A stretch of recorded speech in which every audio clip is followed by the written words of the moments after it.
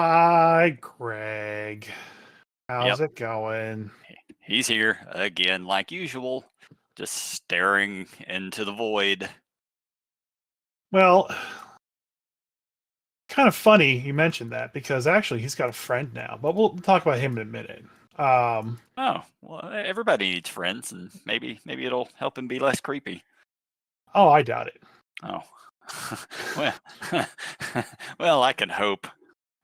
We all can hope, but it's not going to happen. I'm Grumpy Dungeon Master Christopher. No topics once again. I'm Followed Grumpy by Dungeon Master J. J. One Topic. J Mick One Topic. Yeah, J. Mc One Topic. We're both Scottish because we're mix. Yeah. There's actually a phobia of the Mick name for some reason. What? I don't know. There's a phobia for everything. Is it called McPhobia? I hope it is. I really do.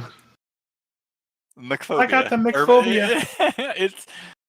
It's fucking great. McPhobia, a common occurrence where a person dislikes, hates, despises, or even is fully against MC from the popular franchise Doki Doki Literature Club. That's what a McPhobia is. Ew. That mind you, that's the Urban Dictionary. The first fucking thing that popped up when I typed it in.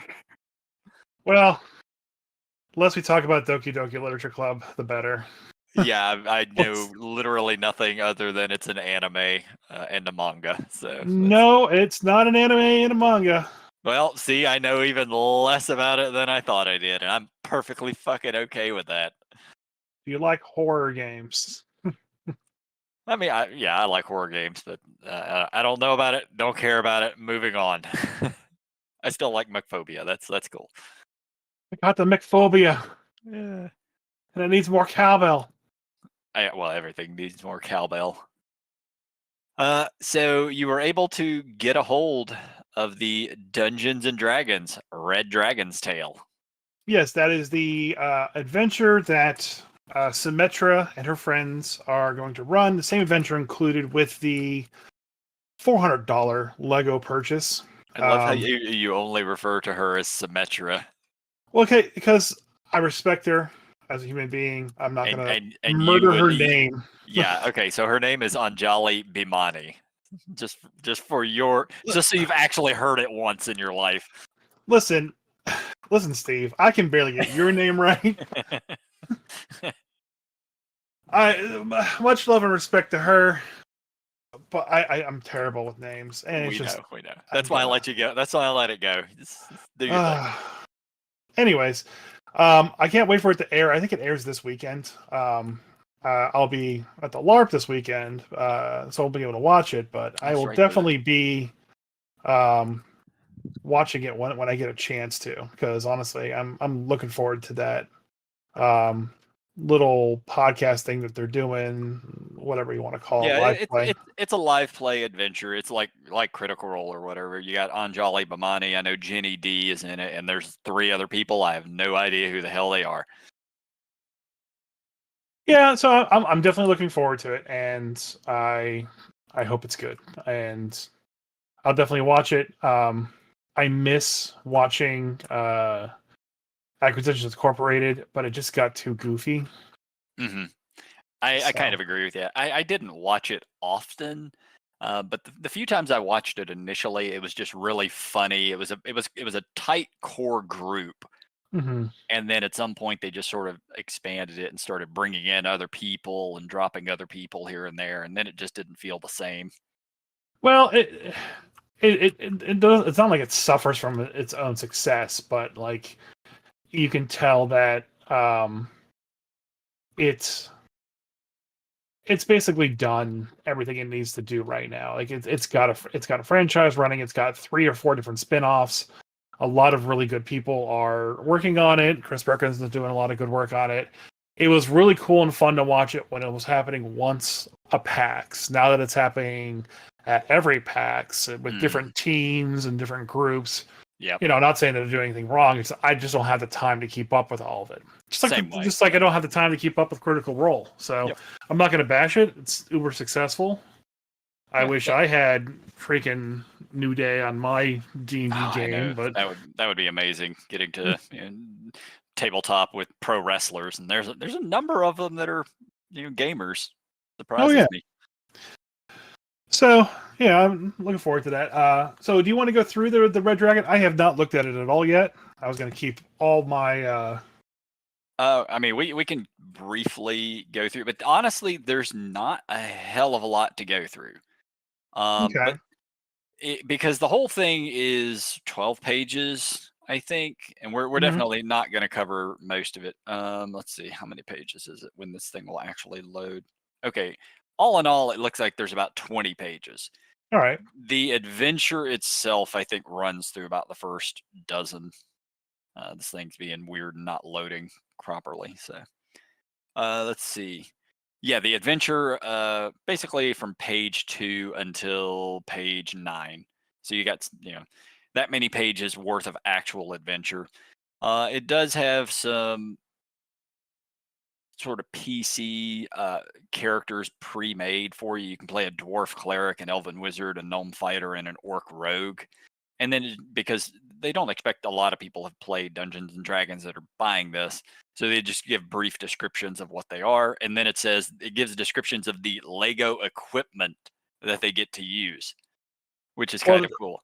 that's because those minifigs are part of the set. Right, yeah. So you don't have to worry about it when you pull out the gnome fighter. You know that okay, he gets a suit of armor, a long sword, a shield, and a short sword. And I like the like I cleric, like how the gnome's the fighter and the orc is the rogue. I know, right? Yeah. Yep. Way to mix it up there, Mr. Perkins. And the elf is the wizard. As always. Yeah, because of course, Should be a Uh, dwarf wizard and a elf cleric. yes, that would be turning things on the head, like the gnome fighter and the orc rogue. Uh, we were talking recently about my one of my characters that I played in a campaign for a while being a tiefling barbarian, and just how rare that is. And then somebody mentioned, but there's Karlach. I was like, God damn it, there is. That wasn't really a thing when I made that character. Oh yeah, tieflings are so super rare. Never heard of them at No, all. tieflings are not rare, but tiefling barbarians incredibly rare. Like I've looked it up Not before. anymore. You Yeah, can buy a wasted pillow of that. yeah, it was one of the least played race class combinations in all of Dungeons and Dragons 5e. And then Karlach probably just sort of blew that out of the water. So now it's just going to be all like tiefling muscle mommy barbarians. But anyway, the adventure, it seems to be very straightforward. It breaks out everything that's actually included with the Lego set seems to be used in the adventure. You run into a mimic, you run into an owlbear, gelatinous cube. Let's see, there is the beholder. Apparently, there's a book or something, and I don't Wait, remember so what what, else. what level is this party if they're going through this thing and fighting all this shit? I have no idea, but I don't think that really matters because it does use D&D 5e rules, but I doubt that it uses. First off, I doubt that it uses the actual CR of the monsters from like 5e, and it Mhm. probably doesn't even like follow all the proper rules for the game in general. Um, I have the feeling that you could probably make friends with the mimic and maybe even the beholder because this is a Lego thing. It's a toy set. Yeah. I Um, mean, it does look like it is referencing the monster manual for the monster statistics. Um, yeah, but it looks like he's even the NPCs have like a challenge rating to them in here. yeah. But It looks like there's like 6 scenarios, and each scenario has a role play way of getting through the scenario that they kind of need to figure out. hmm Like if you again, I can't even find out what level these characters are supposed to be. let's Um, see, well, level 5. So level 5. yeah, if you scroll down to page 15, the dwarf cleric is level 5, the elf wizard is level 5. Yeah, so they're all level 5 characters. Okay, so there's no way they're beating a beholder. They could beat a gelatinous cube. They can't beat an adult red dragon. No. I don't But even see the stats for the red dragon in here. So it's in the actual adventure. It says Cinderhal is a hostile adult red dragon who speaks Common and Draconic. So, yeah, and that's it. There's no yeah, actual stats for him. But yeah, you can talk to him or her yeah. apparently. Yeah. He tries to kill whoever has the orb from the orb of Dragonkind from a previous scene. So basically, they just diffuse the situation without combat, which again is fine. Which is a lot of It's what Chris Perkins has been pushing D&D towards recently, especially with Acquisitions Incorporated. yeah. If you've watched any of what he's done, he's been moving towards that kind of, how to go through an adventure without actually doing combat. All while Beyond the Witchlight was written that way, and even some more recent stuff is kind of built towards that. So that's kind of what I think the new DM's guide is probably going to address as well too. Is how do you write encounters and how do you do encounters that are not just combat encounters? Yep. But one thing that is interesting is that they actually allow you to play this thing without D&D rules. So it says Yeah, I mean, without D&D rules, if you or your players have not played Dungeons and Dragons before, you can run this adventure as a storytelling experience without Dungeons and Dragons rules. The without D&D section or rule section at the end of the adventure tells you how, which is yeah, pretty cool. I mean, honestly, that right there alone could introduce people into role playing who've never done it. yeah, and it's a simple page, but like I said, it's basically how to get through a combat encounter without doing combat and just describing what you do. From picture being like a superhero in an 80s action film and how that scenario kind of plays out. That's what you're basically talking about. Yeah. They do have some combat kind of rules, but you're pretty much just playing like rock paper scissors essentially. Yeah. Yeah, I'm trying to sort of skim through that right now, but basically, yeah, you get a lot of control over it if you're running it without the D&D rules. Yeah. Like you as the game master sort of determine what happens. They do give you some things you can do, like attack or move, things of that nature. Yeah. Basically, damage is divided up to a 1, 2, or 3 point range, and then if you have a challenge, which you basically do kind of best of 3, you either win or lose that challenge, and you keep moving on. But like I said, I'm glad they're doing this. I'm glad that this Lego piece was great. My wife actually saw it for the first time, even though I've been talking to her about it for a while. She was like, "Holy cow, it's $400!" I was like, "Yeah, it is." Yeah, welcome to Legos. Legos are the most expensive adult toy out there besides a car. And cocaine. Oh, and Warhammer. Oh yeah, Warhammer. Yeah. Probably Warhammer's more expensive. Yeah, Warhammer. I think Lego's number 3. You have automobiles, boats, things of that nature. Then you have Warhammer. Then you have Lego. Yeah, I don't think I could ever do Warhammer. The whole idea of buying plastic sprues to build a marine, to then have to spray paint it and bring it to the table, and then be judged in how well you painted the figure. And then your damage while losing horribly to the other guy who doesn't care about that shit. And then your figure, depending on how well it's painted, is how well it's going to do in the combat that you're about to have. And then if you lose the combat, you have to stomp on the minis. So it just definitely sounds like a game that I can never play. I'm not sure where you heard any of that. That's just what I thought Warhammer is. I mean, it could be that. I've played Magic the Gathering that was like that a long time ago. I don't remember the name of it, but there was no graveyards. If a card went to the graveyard, you had to destroy it, like actually destroy it. That'd be the most harsh way of playing Magic the Gathering. Yeah, it was fun as hell though. Like I've ripped up revised Wrath of Gods before, things like that. I mean, people do that with their D&D characters, and they die. They rip them up, and throw them away. Yep, and then they get resurrected. But no, Yeah. Warhammer, you do not spend that much money and then stomp on the mini. You just lose horribly because the other person is better at the game and playing a better army. And you know, I wouldn't know anything about that though. I've never never lost at Warhammer ever. Mm-hmm. Uh huh.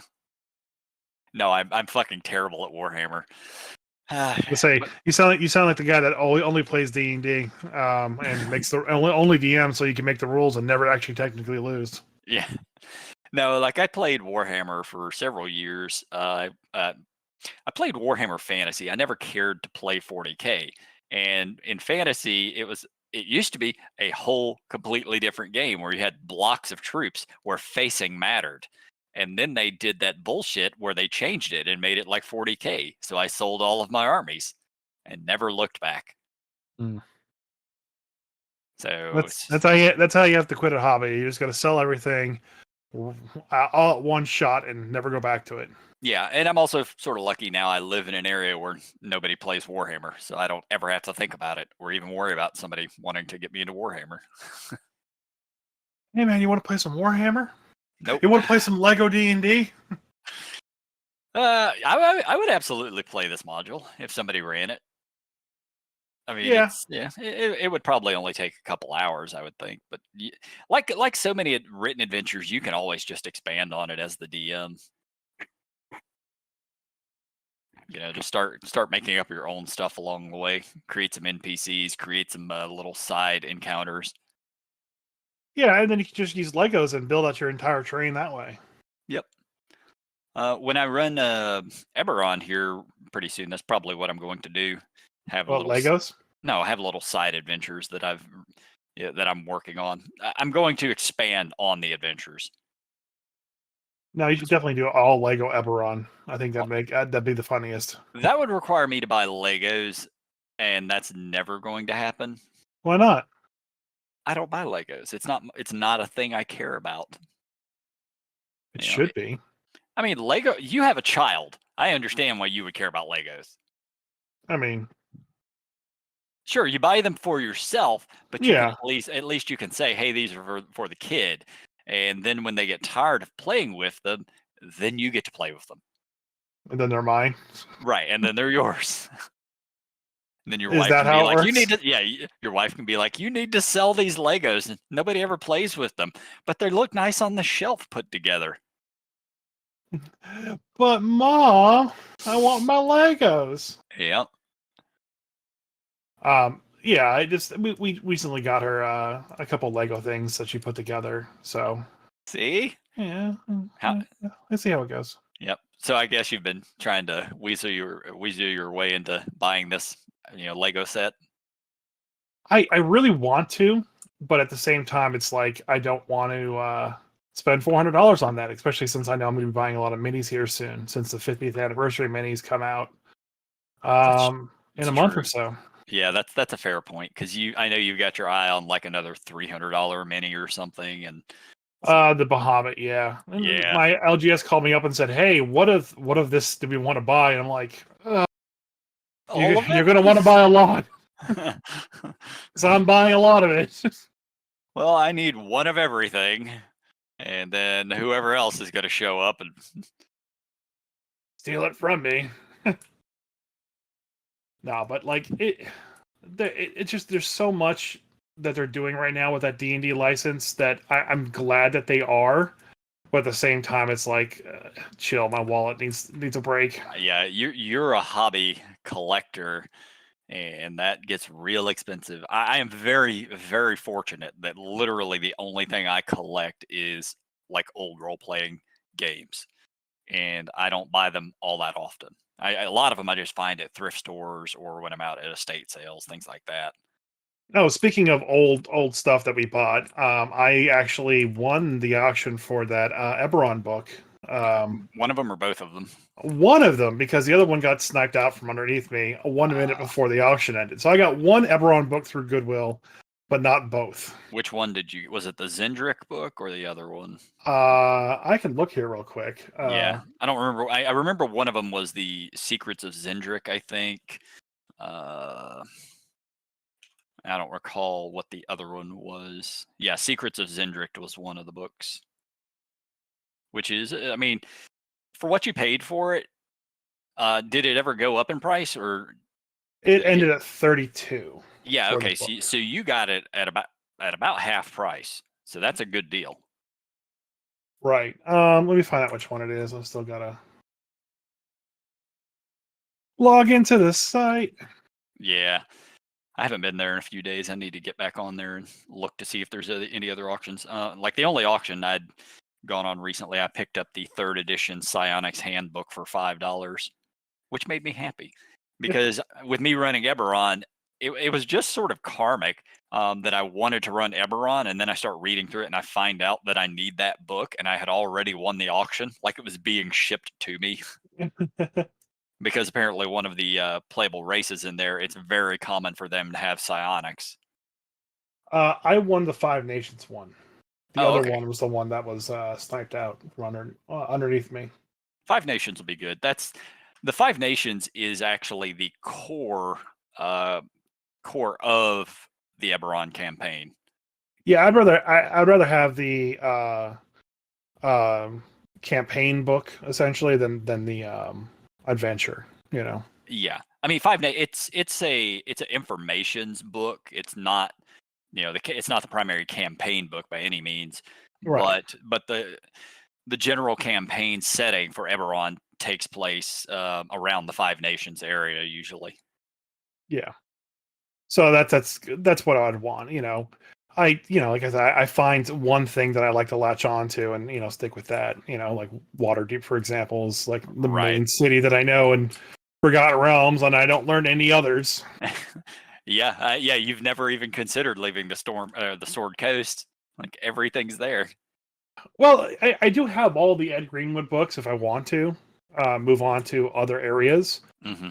but like it's really hard to justify the amount of time that I would need to spend to learn all that information to be able to run. And like I said, that's not a normal DM trait. That's something that's unique to me. So Yeah. if there's a DM out there wondering like, well, I don't have the time either. You do. You get to pick and choose whatever you want to run. I'm just a crybaby little whiny person and It would. don't It would. want to uh, Oh, be able to not play something without answering all the questions in the world. But then again, there's a lot of stuff written about Waterdeep that's very fun to read. And just like running through Dragon Heist gets you a lot of information. So yeah. it was very easy for me to latch on to Waterdeep. There hasn't been a book like that for the other cities. Like the Baldur's Gate book was really fun, but it really didn't show off much of Baldur's Gate. And even when I was playing through fourth edition and doing the I was going to say the plague scar, but that's not the right word. The spell plague, and running around through Neverwinter, and there was a whole video game out for Neverwinter at the time. Yep. It just never, there just never was enough. It was just a city, with a few things. But with how Dragon Heist is written and how much work Ed Greenwood and many others have put into Waterdeep, it's very easy to find information for Waterdeep, and it's very easy to kind of just take it and run with it. Right. So it's just one of those things that works out really well.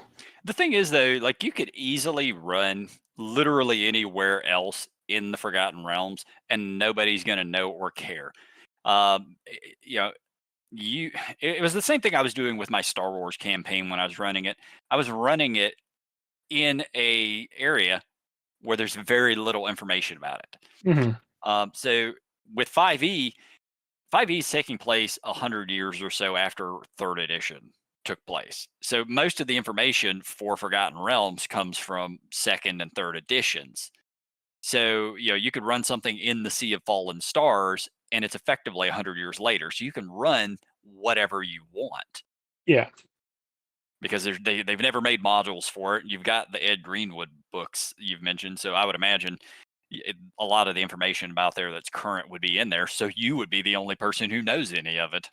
yeah, and like that's just a quirk of me. Like I really liked the amount of time and effort people put into expanding Waterdeep. Like in the Dragon Heist book, like one of my favorite sections of it isn't even the heist. It's just the Volo's Guide to Waterdeep, where he talks about all the holidays that happen.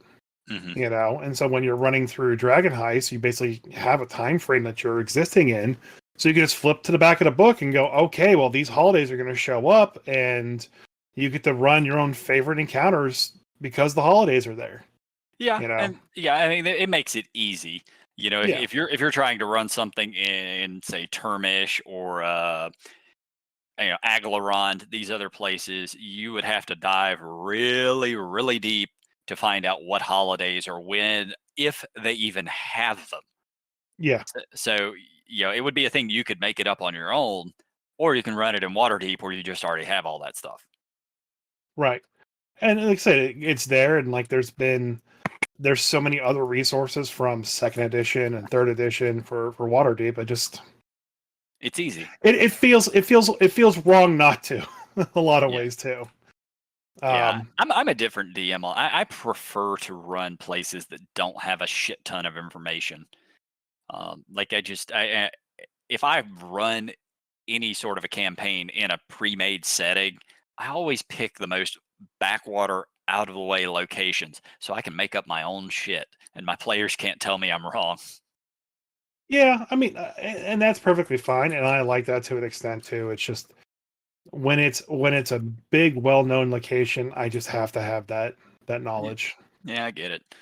Eberron will be the first like pre-made setting I've run in, God, more than a decade at this point, and it'll be the first time I've ever run through actual modules.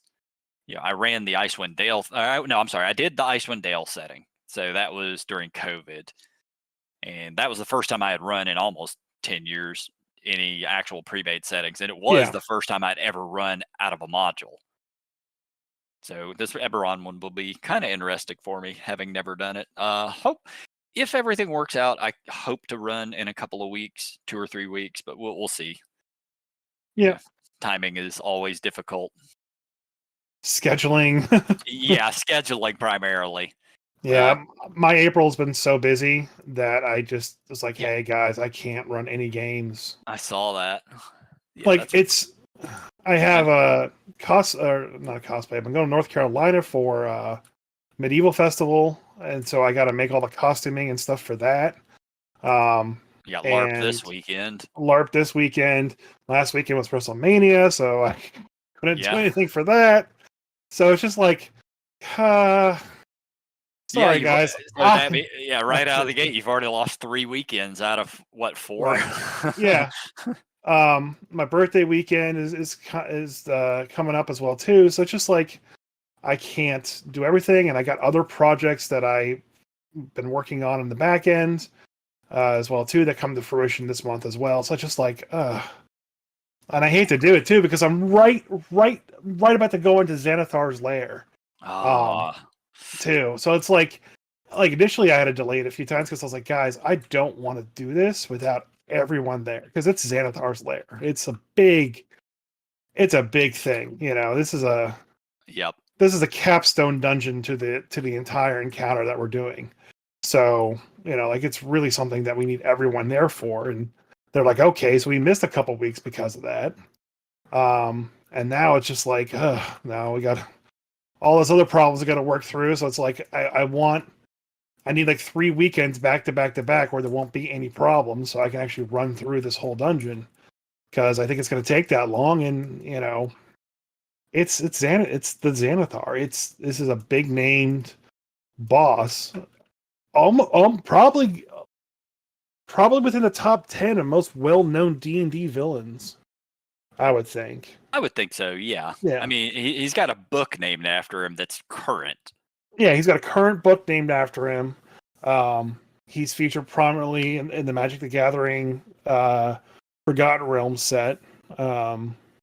He has multiple minifigures. He's got even a 1/10 scale figure of him. So, you know, maybe top 5, definitely top 10 for sure. Yeah. I mean, you think of Forgotten Realms villains a little differently than I do. Like my top ones, would be the two dudes from the Zentara, Manshun, and I don't even remember the guy's name at the moment. Which one? The used, armored guy or? Damn it, I can't remember. I'll figure it out. That's how bad my brain is sometimes. Villains. Because there's a couple villains and they've all changed recently. Yeah, oh yeah. I'm aware that all of that stuff has changed. I think probably the most famous villain would have to be Artemis Entreri and Jarl Axel. Fazal Shimbrel and Manshun. Those would be the first two that would pop up in my list. I would say the most famous D&D villain would be Vecna. He's okay. We're talking specifically Forgotten Realms, whereas he is a Greyhawk villain. No, not anymore. Yeah, he would not ever come to mind for me because he is a Greyhawk villain. Well, I was just saying D&D villains, and hell, there's a whole Tiamat television show. Yeah, okay. If you want to go D&D villains, then very few of those would ever even make the list. Xanathar, I guess, would for you. He wouldn't for me in a top 10 list. Well, like I said, well known currently, and currently, absolutely, yeah. yes. Yeah, he's definitely top 10 currently. Vecna would definitely be number 1, mostly because of Stranger Things. Currently, yes, I can't argue that. Yeah, and he's the capstone. Is that the right word now? Whatever the end stone is for capstone. Yeah, he's the capstone adventure for 5th edition, or the original 5th edition. Well, plus he has a book coming out soon. That's what I said. He's the capstone adventure. Yeah, he's what all of 5th edition has been leading up to. Yep, and I hate every second of it because he's once again to me Greyhawk villain. Yeah, but he's a multi-planar villain. You know. And he's the Thanos of the D&D world. Yeah, and I'm quite aware that they've done world crossovers since 1st edition, so it's not anything new. But I mean, hell, fucking Bahamut's now fucking Fizzbang. So no, who are we to judge? No, Tiamat and Takesis, different people, not the same. Not even going to go into this bullshit on here again. Every world has a Tiamat. Tiamat, I think Vecna and Tiamat are number 1 and number 2. Oh yeah, definitely. For all-time villains. Yeah, just in D&D. Vecna would not be in that list if it was not for Stranger Things. No, I disagree. Just because he's one of the few villains that has artifacts. Like, I knew what the Eye of Vecna was. Well before I knew what a top 10 villain, sure, but not a top 1 or 2. Yeah, I definitely think this adventure is going to change. I'm really looking forward to it. I hope it is really good. I hope it is. I definitely do. Yeah, and I would like to see where 5.5 goes storyline wise. Yeah, has the community come up with what we're going to be calling this? Because it's 5.5. Like it's 5.5 to me. It will always be 5.5. It's being done to me still, but that's acceptable as well. It's just we've discussed it on here before, but it did the exact same thing that 3rd edition to 3.5 did. They didn't really change anything. They just altered a few things. It's not a completely different rule system like it was from 2nd to 3rd, from 3rd to 4th. 4th and 5th are damn near the same, but there was enough major changes to call 4th and 5th different. But 5e, they're not even trying to say it's 6th edition. They're just saying, oh, it's just 5th. No, that's not how that's going to work. You can call it 5.1. You can call it 5.5. You can call it a Dirty Sanchez. I mean, I guess you could. I don't know that anyone's going to respond to that, but what's wrong with the Dirty Sanchez? I don't know. Ask people to get Dirty Sanchez's.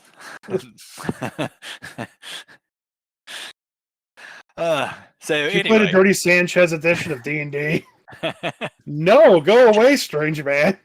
Why are you talking to me, hobo? Who wants a mustache ride? So anyway, talking about Eberron, since we were on that topic recently, and I'm going to be running it, it got me to. I've been reading very heavily the Eberron campaign setting from 3.5, and I just want to say, because we both really don't like the Artificer from 5e. Like, I don't like it. I know you really don't like the Artificer Mm-mm. from 5e. They completely screwed that class up when it transitioned. I don't know what it was in fourth, but just from third edition to fifth edition, like it is not even the same damn class. I don't remember it in fourth edition, Yeah, so take that for what it's worth. But then again, fourth edition did have the Avenger, it had the Jedi class, so it had a Jedi Psionics class. Psionics was a bit well, okay. So fourth edition had Psionics classes, Oh yeah, and um, most editions do. most editions do, and there's someone currently on the dev team that does not like Psionics at all, and has been fighting against Psionics in fifth edition. They should fire that person. I think it's Mr. I Crawford. I don't care who it is. They should fire that person. Um, so, anyways, so there is push against psionics, but then again, in fourth edition, like I said, psionics was a thing. It was a pretty awesome class. Um, and one thing that it did really, really well was these really cool psionic abilities that kind of like let you throw people around the room and stuff. Mhm. It was pretty awesome.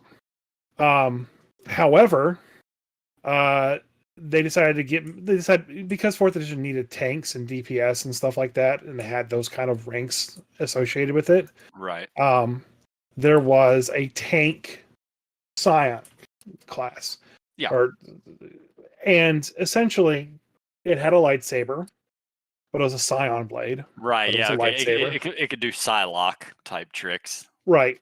It could throw it and pull it back. It could shoot lightning out of its fingertips. It Oh, had force so bubbles. it's It had literally a Sith. Okay. it's yeah, it literally was a Jedi. Like you could not look at the class and go, "This is nothing but a Jedi." Like, Somebody's getting sued. but it worked. It worked really well, for what it's worth. It had a lot of tanky abilities. Like it had a lot of threat control, and it had a lot of crowd control that was needed in fourth edition. So overall, it worked out really well for what fourth edition was. Yeah. I enjoyed playing it. I got to play it once. Um, I hope to play it again someday, but good luck Probably to me, not, I since guess. yeah, good luck since no one runs or plays fourth. Um, but it worked out pretty well. I liked it a lot. It was very powerful, though. Yeah. Like there was no reason to play any other kind of tank other than that one if it was allowed. Yeah. So back on the artificers though, like I've compared it to what the 5e one is, and some of the things, a couple of little minor things are still there. Like they still call the spells, they call them infusions. From third edition to fifth edition, they can wear the same armor and use the same weapon types. That didn't really change. The hit points are still kind of in line, even though like 5e obviously has more hit points, but it's the equivalent of what a wizard would have. Hmm. But that's about it. It really went off the rails because in fifth edition, you could, depending on your prestige class, you summon up some Iron Man armor or make some little turrets that follow you around and blow shit up. And you don't actually do what an artificer would do. You don't really make anything. And a lot Yeah, of that is simply because fifth edition, you don't make anything. You don't actually make magic items. There's no process for doing that. yeah. You don't make magic items. You just kind of pull them out of your bag. Right. You just, look, I got a magic item. Bam, here it is. And Felix that, the cat and his bag of magic tricks. yeah, Oh my god, ever going for a bag ride? yeah. What's up my sleeve? Up, it's not flowers. It's a magic sword. And Yeah, like I understand a little bit of that, but it's just because it was so potent.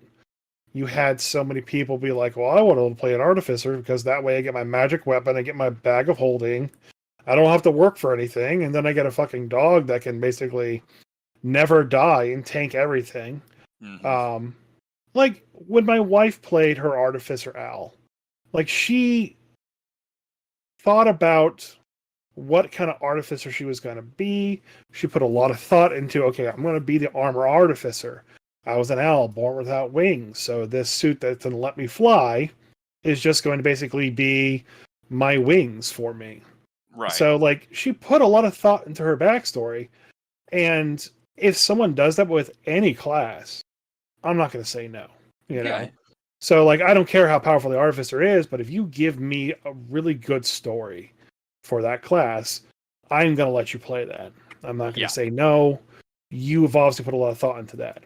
But if you just come up to me and be like, hey, yo, so I was thinking, I got this really idea for this awesome class, and it's going to be an artificer, so I need to get to level 4 so I get my magic weapons, and then I can build a nuclear bomb. Fuck you. Yeah, I would say no too. I'm going to build a Mad Max vehicle and run people over with it. No, get the fuck out of here. No, like I said, there is a time and a place for the time traveling vampire BMX racer, Sure, but yeah. that's not in a normal campaign setting. That's No, for that a one that shot that belongs in Dungeon Crawl Classics or a one shot. or a one shot. So the Artificer in third edition or 3.5, you are the whole damn thing is about actually making magic items. Like you as a class don't really do much. It is very much a support class, which I know a lot of people are like, support class, that sounds boring. Brr. But there are absolutely players like myself who love playing that kind of stuff. I mean, you were telling us last week you played a character who couldn't walk, and all Yeah, you did was give other people actions. yeah, it was a lot of fun. And that's kind of what this class used to do. From pretty much level 1 up till 20, as you level up, you just gain feats for making all the different magic item types. At level 1, you get Scribe Scroll. Level 2, Brew Potion. Level 3, Craft Wondrous Item. Level 5, Craft Magic Arms and Armor. And that's a lot of what this thing does. You spend time and money making magic items, and then you also get abilities that let you use magic items a little better than other classes. So Hmm. if you make a magic wand, you can actually get a feat that or you do get a feat that lets you use meta magic with it. Um, Okay. and meta magic is basically what sorcerers do. You know, quicken spell, silent spell, stuff like that. Normally, if you're using a wand, it doesn't change. It is what it is. Uh, but if you're an artificer, you would be using it as if though the wand is 2 levels higher, and you can use quicken spell and all that other stuff with it. Okay. So, so it actually makes you, after a few levels, you'd probably get pretty damn powerful in combat. Just if you, so long as you have the magic items to make you useful. That's not too bad. Yeah, I mean, you still get a spell list as well. It's like the fifth edition one, like it's pared down. You get up to 6 level spells, but they're almost all support spells. You know, you get things that can make magic items like armor enhancement or things to add like what do we call it, magic weapon spell. But you also get repair spells for fixing Warforged since they can't be healed normally most of the time. Yeah. You other things like the light spell, heat metal. Well, they actually have heat metal, but just a lot of it is just report. It's support stuff. Heat metal's not support. No, It's the it most isn't. devastating spell on the face of the planet. Nah, it's so awful. You get Globe of Invulnerability with your 4th level spells. You get minimalist containment. I don't know what that is. It's a Magic the Gathering card. Oh, well, no, you probably don't. Oh. But anyway, after reading through and really figuring out about the Artificer, it really disappoints me even more than it used to. Because I knew they hadn't changed it completely, but I didn't know how heavily until I started reading all this. What did they do to my boy? Yeah, yeah, I would have played an Artificer. Like, I absolutely would have played one in 3rd edition. But I never played Eberron, so I never had a chance. Yeah, that's ultimately the issue. Yep. So screw you, wizards. Screw you. Checking all my fun away. They do. They like to. I don't know. It all just seems sort of nerfed, which is yeah. I'm not going to complain about 5e. I've done it more than enough on here, but that's how it always feels to me. I wouldn't say nerfed. I just say streamlined to negative effects. Yeah, yeah, yeah. The shifter race in the Eberron book third edition, you actually have like one stat that's +2, and then you have two stats that are -2 each.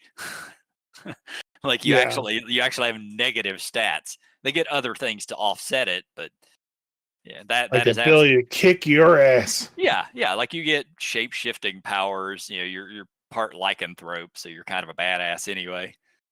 But yeah, 5e, of course, no, no, everybody gets plus stats, and nobody's ever shittier than somebody else.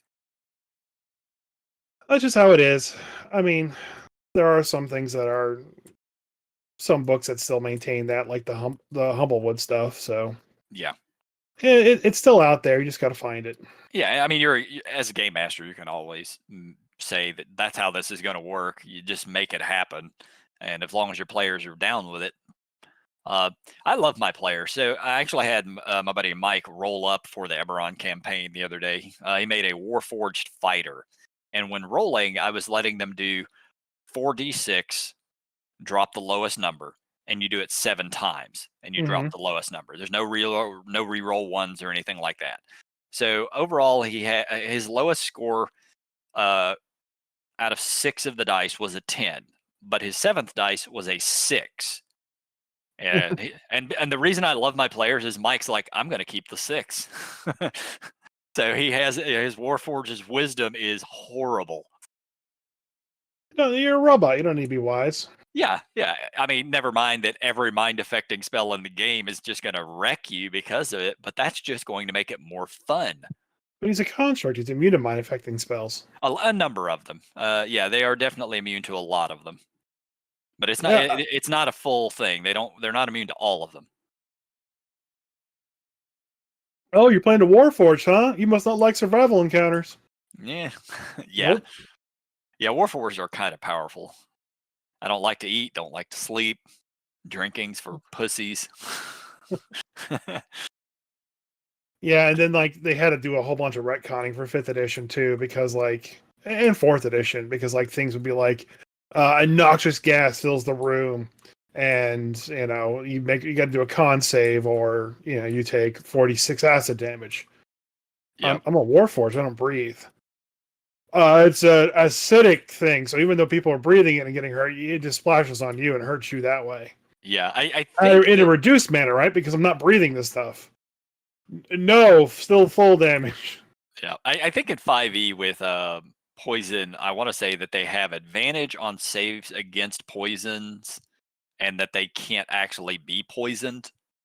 If I remember correctly, I was looking at it earlier. Oh, they're just Or they have a yeah, lot of yeah. advantages in 5e. Yeah, Warforged resilience. You're created to have remarkable fortitude, represented by the following benefits. You have advantage on saving throws against being poisoned, and you have resistance to poison damage. You are immune to disease, so fuck you, mummies. You don't need to eat, drink, or breathe, and you don't need to sleep, and don't suffer the effects of exhaustion due to lack of rest. And you can't be put to sleep. Uh, Yeah, don't like there's survival encounters. no, there's other stuff as well, but yeah, if you have a Warforged in your party, that's who's on watch. Just make sure they are a cleric or a druid with a really high wisdom, and you'll be good. Everybody can get a full night's sleep all the time. Yeah, it's the dumb part. At least I think in fifth it does say that they have to be inactive for 4 hours. Uh, could be. I might be looking at the wrong place. So. Um, so it's treated like the elf 4 hour break, where Okay. they just get a long rest in 4 hours instead of, and they're still out during that time. That's been the easiest solution for those kinds of situations. Yeah, yeah, and that seems fine. Overall, really powerful. Totally broken.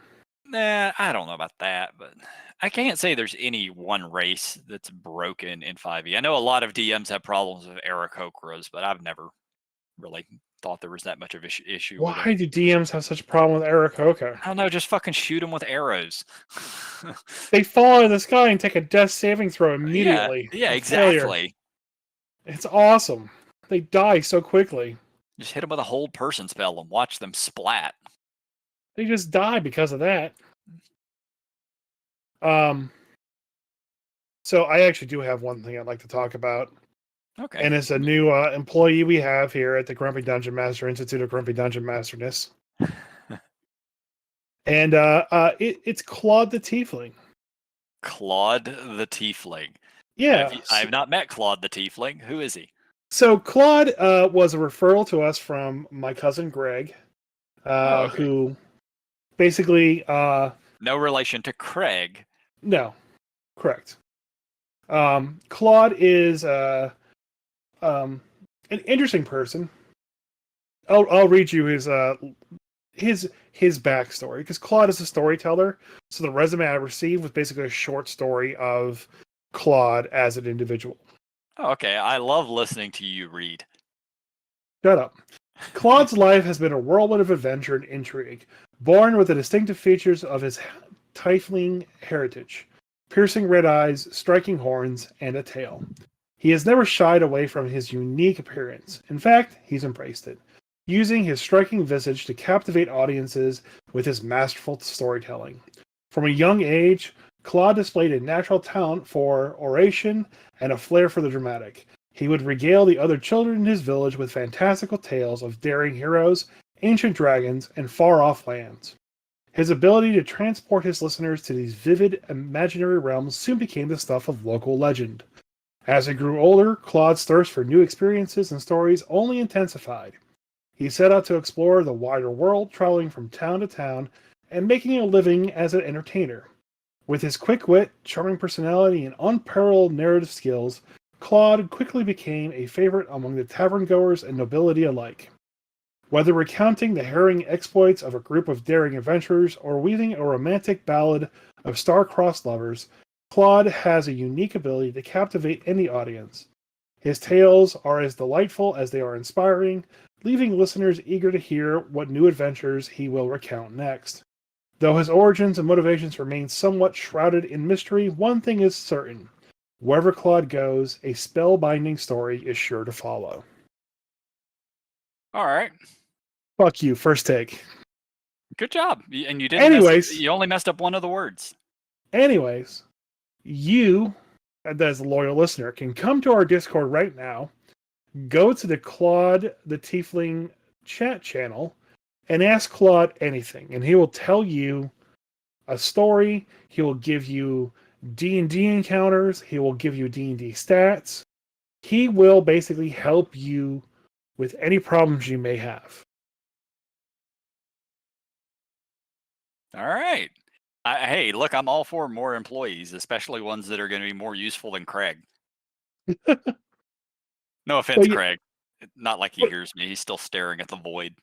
But yeah, Greg gave us Claude. Claude's an AI bot that he's built or helped built or was involved with building.